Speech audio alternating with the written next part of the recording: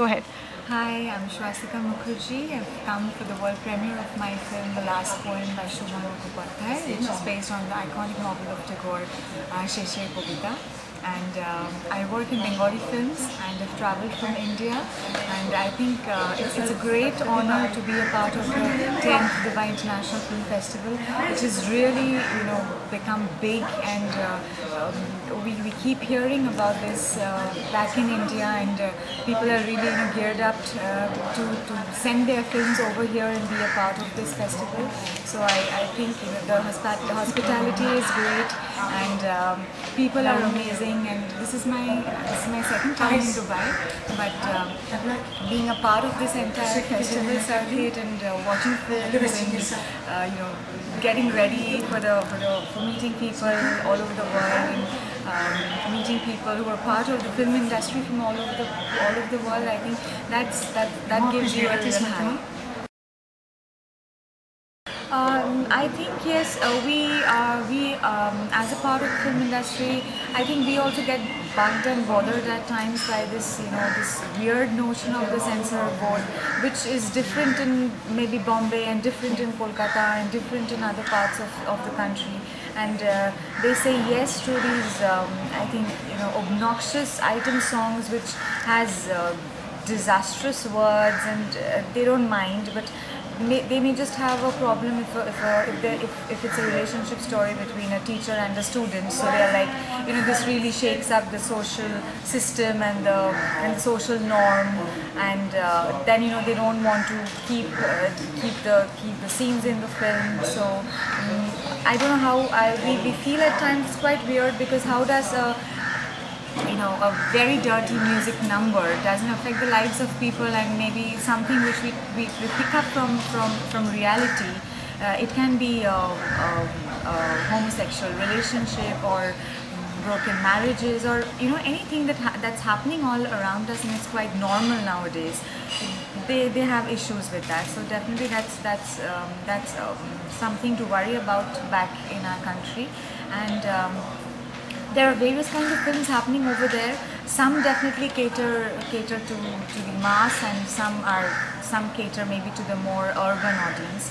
For example, Lunchbox is being screened here, and back in our country, it is a very urban film, and more more Masi? No, it's more of the multiplexes, and you don't get to see these kind of films opening or releasing in single plexes, or people who live in the suburbs who are more maybe the Shah Rukh Khan, Salman Khan, Dabang, Chennai Express kind of crowd, going and watching Lunchbox, because I think they're intellectual. They're not intellectually compatible with these kind of films. So that very prominent mark is there between an entertainer and a more sensible kind of film. So whether it's Hindi or Bengali or any other language, that demarcation is definitely there. Swastika Mukherjee, or The Last Poem as we are calling it here, we are having the premiere today. So we have a screening today, which is the 12th, and a screening tomorrow, which is the 13th of December. And we are planning and hoping to release the film sometime in 2014 in our country. And it's being produced by NFDC, which is the central government of India. So that's like kind of a big boost, because the government, the central government is involved with the film. And in India, or especially for Bengalis, and Kolkata, Rabindranath Tagore, he is like God. So it's not that people are aware of his novels or his novel-based films when it's happening.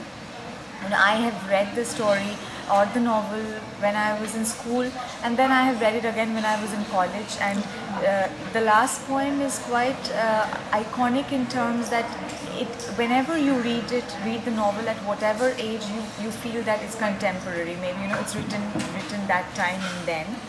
So though Swastika Mukherjee, the director of the film, have not made it very modern, I mean, the era is still 1930s, but we have dealt with the characters with a more matured and open vision, and it is a Tagore-based film.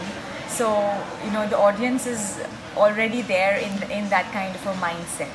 So it is challenging in one way because you'll be, I mean, criticized to the T, so that risk is there that Tagore had interpreted it this way and the director has interpreted it that way, and maybe they have their own idea about the characters in the film, and maybe what they're watching on screen match up to their imagination or they don't match up to their imagination. So that area of conflict is always there if you're making novel-based films, and definitely if you're working on a Tagore-based films, because people are so possessive about Tagore's work, and Bengalis, they have his picture kept where they are keeping other godly figures and everything. So they are very possessive, and they're very strict about their thoughts and what they feel about Tagore's work.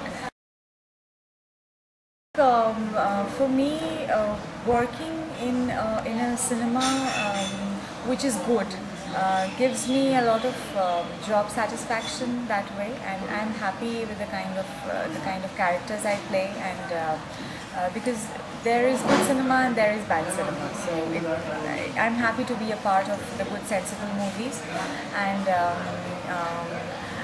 because till date, I guess if you're doing a real masala flick, you'll see the heroines or the characters played by women still stick to having those 4-5 dance numbers and being a part of those 2-3 fighting scenes and 2-3 romantic scenes. So if you ask them what is their character or what they are doing to gain more knowledge or to learn more or to become better actors, they don't have much option work-wise, or they can't really learn anything from their work premises because they are not doing anything which can salivate their brain or their learning capacity. But that is saying that, I would also want to say that, well, if I'm getting a chance to do like just a rubbish entertainer film which has Shah Rukh Khan and Salman Khan, I would just gladly run and do that because they are super entertainers, and I love them and I look up to them as the real heroes, and they're loved all over the world, and I mean you just get to share the screen space with them, and you're just known everywhere and people are aware of what work you're doing. Maybe you've done 10 good films before that and you do one crap film with them, still the difference is there. So yeah, if you're giving me an option of doing a nonsense film with the Salman Khan kind of heroes, and doing a dabang or something, yeah, I'll be glad. But yeah, work-wise, if I'm satisfied with what I have learned and what I want to do, then I would definitely stick to films that I can sleep well at night after doing them.